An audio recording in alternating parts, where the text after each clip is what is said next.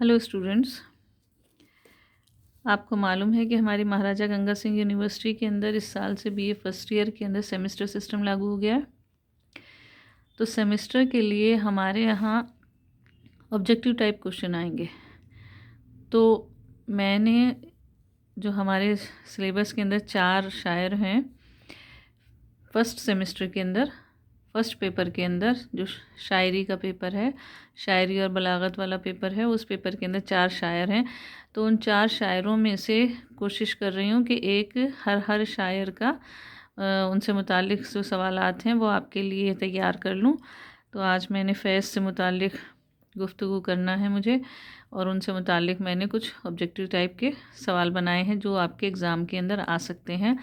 तो कोशिश ये की है कि फैज़ से मुतालिक जो बेसिक हमें मालूमात होनी चाहिए वो उनसे मुतालिक सवालात बनाएं, ताकि आप लोगों को इसका इल्म हो सके। डिटेल के अंदर उसके क्वेश्चन नहीं आएंगे अब की मर्तबा, सिर्फ चार ऑप्शन 5 ऑप्शन के सवालात आएंगे, जिसमें 4 में से कोई सा भी सही हो सकता है।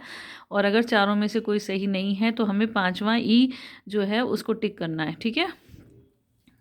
तो हम आज फैज़ से मुतालिक गुफ्तगू कर रहे हैं। फैज़ जो हैं वो हमारे तरक्की पसंद शायर हैं। आपको मालूम है कि फैज़ हमारे तरक्की पसंद शायर हैं, और उनकी शायरी की इब्तिदा देखो रूमानी शायरी से हुई थी, लेकिन जल्द ही क्या हुआ कि वो गरीब मज़लूम तबके की हिमायत के अंदर ज़िंदगी के जो कड़े और तल्ख़ हक़ाइक़ हैं उनकी जानिब पलट के आ जाते हैं वो। यानी तरक्की पसंद जो नज़रियात है उसका उनके यहाँ बाद में देखने को मिलता है। पहले वो रूमानी शायरी करते हैं और उसके बाद में वो ज़िंदगी की कड़ी हकीकतों को अपनी शायरी के अंदर तर्जुमानी करते हैं उसकी।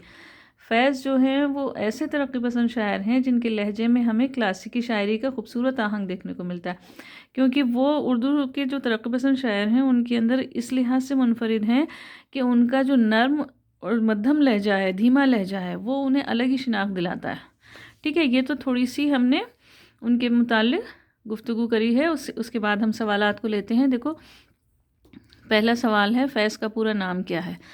फ़ैज़ का क्या नाम है? हमने 4 ऑप्शन दिए हैं। एक है फ़ैज़ अहमद, दूसरा है फ़ैज़ मोहम्मद, फिर फ़ैज़ अली और फ़ैज़ शाह। तो सही जो जवाब है वो है फ़ैज़ अहमद, ठीक है। तो 4 में से हम ये 5 में से हम फ़ैज़ अहमद पहला सवाल है, पहला जो ऑप्शन है वो सही है। फ़ैज़ की जाए विलादत और सने विलादत क्या है? जाए विलादत मतलब वो कहाँ पैदा हुए थे, और सने विलादत मतलब उनकी तारीख जो सन कौन सा है जिसमें वो पैदा हुए थे। तो हमने 4 ऑप्शन दिए हैं। 1908 ईस्वी सियालकोट में, नहीं यहाँ नहीं हुए थे। 1909 ईस्वी पंजाब में, यहाँ ये भी सही नहीं है। सी जो है ये सही है, 1911 ईस्वी सियालकोट में पैदा हुए, 1911 ईस्वी में सियालकोट में पैदा हुए। और डी है 1910 ईस्वी पंजाब। तो हमारा सवाल सही जवाब क्या है? 1911 ईस्वी के अंदर सियालकोट में। फिर 5वां ई है मुंदरजा वाला में कोई जवाब नहीं, तो ये हमारा सही नहीं है, लेकिन हमें ये 5 ऑप्शन आपको मिलेंगे, ध्यान रखिएगा इस बात का। फिर आता है फ़ैज़ के वालिद का क्या नाम है। फ़ैज़ के वालिद का नाम क्या है? एक है अहमद रज़ा ख़ां, फिर अहमद सुल्तान ख़ां, सुल्तान मोहम्मद ख़ां और रज़ा मोहम्मद ख़ां। तो सही जवाब क्या है? सुल्तान मोहम्मद ख़ां, ठीक है।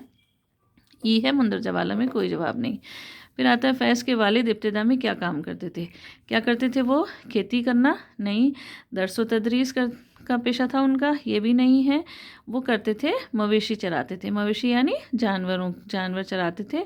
और दफ्तरी कामकाज ये भी उनका नहीं था। देखो, इसलिए इस समझने की कोशिश करो कि एक इंसान मेहनत से देखो कहाँ से कहाँ पहुँचता है। बहुत गरीब थे फ़ैज़ के वालिद और मवेशी चराते थे, लेकिन ख़ुद अपनी मेहनत से उन्होंने इतनी तरक्की की कि वो न सिर्फ उन्होंने तरक्की की बल्कि उनके बेटे जो हैं फ़ैज़, वो कैसे उन्होंने दुनिया के अंदर नाम पैदा किया है और एक बैनुल अक़वामी शोहरत हासिल की उन्होंने, पूरी दुनिया के अंदर उनको शोहरत हासिल हुई है, ठीक है। अब हमारा आता है 5वां सवाल जो है। 5वां सवाल क्या कह रहे हैं कि बाद में तरक्की करके फ़ैज़ के वालिद किस ओहदे पर पहुँचे। पहले तो वो मवेशी चराते थे, बाद में क्या बने वो? पहला है ए है काउंसलर अफ़गानिस्तान बने थे वो, ये सही नहीं है। दूसरा है मुदर्रिस भी नहीं बने थे वो। तीसरा है अमीर अफ़गानिस्तान के सफ़ीर, अमीर अफ़गानिस्तान के सफ़ीर बन गए थे वो। तो ये सही है, सी जो है ये हमारा सही है। डी है जज नहीं बने थे वो। और ई है मुंदरजा वाला में कोई नहीं। ये हम आपको ऑप्शन ई वाला हर सवाल के अंदर मिलेगा। अगर इन चारों में से कोई सही नहीं है तो इसको आपको टिक करना ज़रूरी है, ठीक है। तो हमारा सही जवाब कौन सा है कि अमीर अफ़गानिस्तान के सफ़ीर बने थे वो। फैज़ का पहला मजमूआ कलाम कौन सा है? उनके कई मजमूए शाये हुए हैं। तो पहला था उनका कौन सा था? जिंदा नामा, ये सही नहीं है। दस्ते सबा, ये भी सही नहीं है। दस्ते तहसंग, ये भी सही नहीं है। नक्श फरियादी, ये सही है। नक्श फरियादी जो है उनका पहला मजमूआ कलाम था, ठीक है। फिर आता है फैज़ की शादी में फैज़ की शादी जिन अंग्रेज़ ख़ातून से हुई, फैज़ की वालदा ने उन्हें क्या नाम दिया था? देखो, अंग्रेज़ ख़ातून से उनकी शादी हुई थी, फिर वो बाद में मुसलमान हुई थी, तो फैज़ की वालदा ने उनका नाम अलग से रखा था। क्या नाम रखा था उनका? ज़ैनब रखा था क्या? नहीं, ज़ैनब नहीं रखा था। सकीना भी नहीं रखा था। कुलसूम रखा था उनका नाम। उन्होंने क्या नाम रखा था फैज़ की वालदा ने अपनी बहू का, यानी फैज़ की शादी जिनसे हुई थी उनका नाम कुलसूम रखा। मरियम भी नहीं था, ठीक है। मुंदरजा वाला में कोई नहीं। फिर आता है दर्जे झैल में फैज़ का कुलियात कौन सा है? कुलियात जो है फैज़ का, उसके लिए भी आपको मालूम होना चाहिए कि कौन सा है। शाम शहर यारा, ये नहीं है। मेरे दिल मेरे मुसाफिर, ये भी नहीं है। नुस्खा हाय वफ़ा, ये है। नुस्खा हाय वफ़ा जो है ये फैज़ का कुलियात है।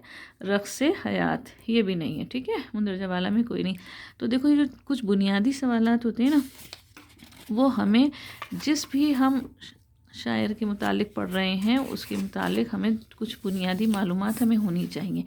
एक तो उसके कलाम को हमें समझना चाहिए कि वो क्या क्या कहना चाहते हैं, और उनकी ज़िंदगी के मुतालिक जो भी बुनियादी बातें हैं वो हमें मालूम होनी चाहिए, तब हम सवालात को हल कर सकते हैं। इसलिए मैंने थोड़ी थोड़ी बुनियादी बातें ली हैं।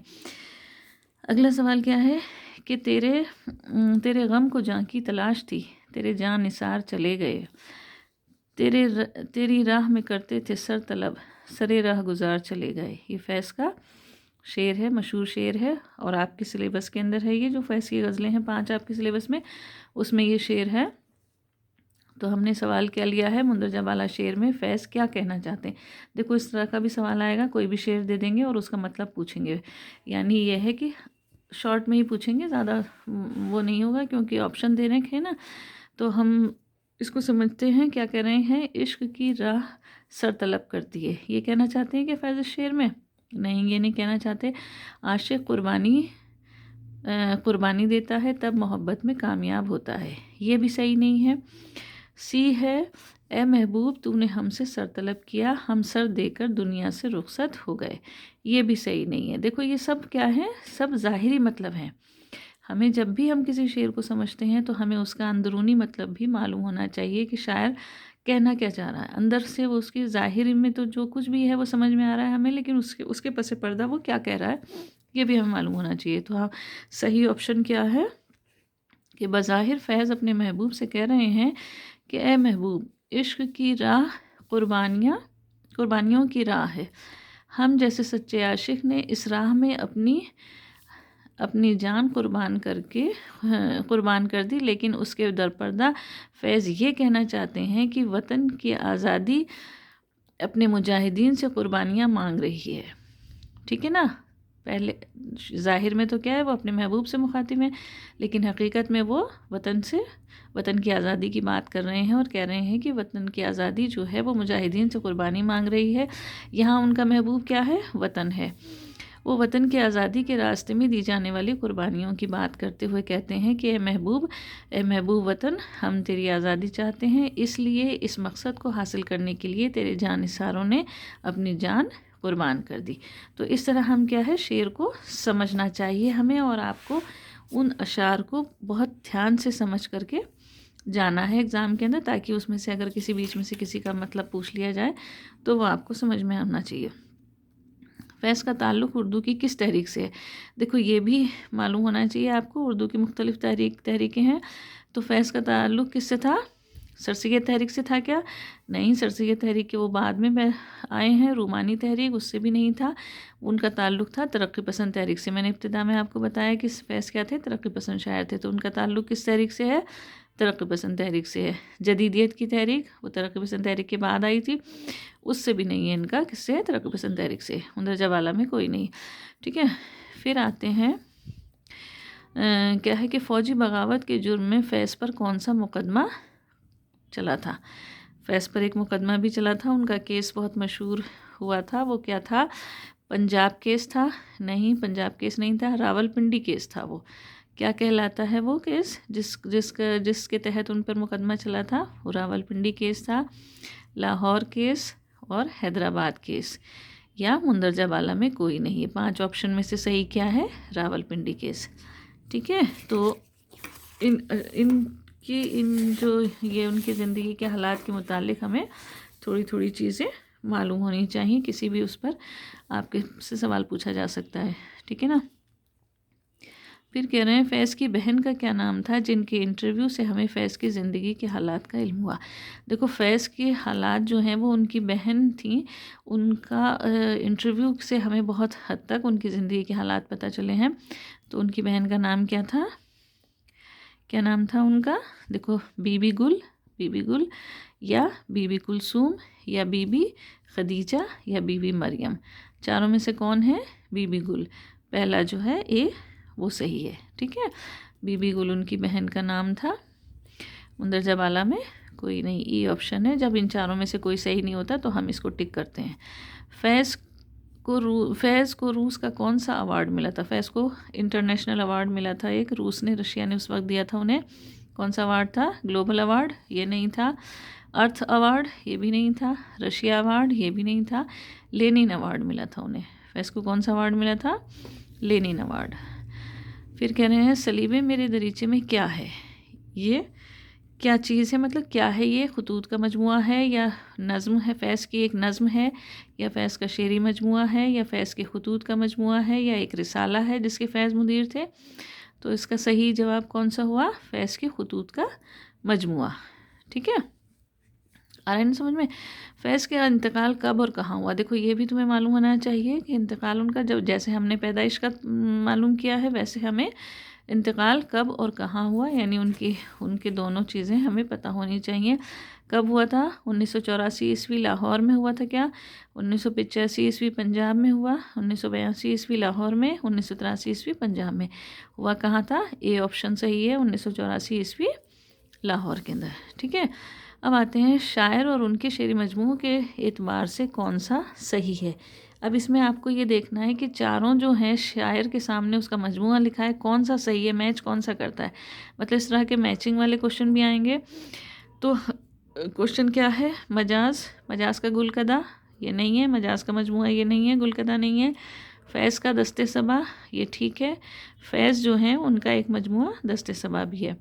जोश का आहंग है क्या? नहीं, जोश का आहंग नहीं है। आहंग तो मजाज का मजमुआ है। साहिर का दस्ते तहसंग, ये भी नहीं है। दस्ते तहसंग फ़ैज़ का ही मजमुआ है, साहिर लुधियानवी का नहीं है। ठीक है, तो सही जवाब क्या है? फ़ैज़ का दस्ते सबा, यानी बी ऑप्शन सही है। मुंदरजा वाला में कोई नहीं। ठीक है, तो इस तरह हम चारों ऑप्शन देख करके और फिर उनका उसमें से सही जवाब हम बताएंगे। ठीक है, अब आ रहा है कि बड़ा है दर्द का रिश्ता ये दिल गरीब से ही। ये भी फैज़ का शेर है, उसका एक मिसरा है, मशहूर शेर है उनका, आपके सिलेबस के अंदर है ये शेर भी। दूसरे मिसरे के लिए हमने क्या किया है? डैश लगा दिए हैं, ताकि आपको पता चले कि इस तरह के भी सवालात आएंगे कि एक मिसरा दे देंगे और दूसरा मिसरा पूछेंगे कि आप बताइए। तो क्या है क्वेश्चन? क्या है? दर्जे वाला शेर में मिसरा सानी की शिनाख्त कीजिए। बाद वाला जो मिसरा है ना, ये इसकी हमें पता होना चाहिए इसमें से 4 ऑप्शन में से कौन सा है। ठीक है, क्या है? गिरा में ले के गिरेबा का तार तार चले, ये नहीं है। कहीं तो बहरे खुदा आज ज़िक्र यार चले, ये भी नहीं है। तुम्हारे नाम पे आएंगे गम गुसार चले, ये है। सी जो है ये सही जवाब है। तुम्हारे नाम पे आएंगे गम गुसार चले, हमारे अश्क तेरी आग बस संवार चले, ये नहीं है। ठीक है, तो इस तरह हमारा वो हो गया। अब आता है कि रंग पैराहन का खुशबू जुल्फ़ लहराने का नाम, मौसमी गुल है तुम्हारे बाम पे आने का नाम।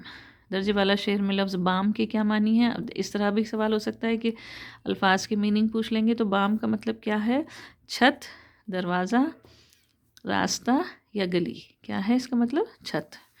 ठीक है। फिर आता है दर्जे झैल में फैज़ ने कौन सा ड्रामा लिखा था। ड्रामे 3 ड्रामे लिखे उन्होंने, तो इन चारों में से हम उनका कौन सा ड्रामा है, प्राइवेट सेक्रेटरी है, या सलीबे मेरे दरीचे में, या लोटस, या फिर मताए लोह कलम। तो सही कौन सा है, प्राइवेट सेक्रेटरी। इस नाम से उन्होंने ड्रामा लिखा था।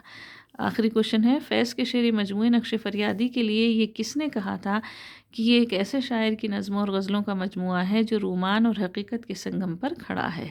ये एक मशहूर कौल है। किसने कहा था ये शेर फैज़ के लिए, किसने कहा था, अली सदा जाफरी ने कहा था क्या, या नून मीम राशिद ने कहा, या अल अहमद सुरूर ने कहा, या एहतिशाम हुसैन ने कहा। किसने कहा था ये, बी ऑप्शन है नून मीम राशिद। ठीक है, इन चारों में से सही जवाब कौन सा है, नून मीम राशिद है।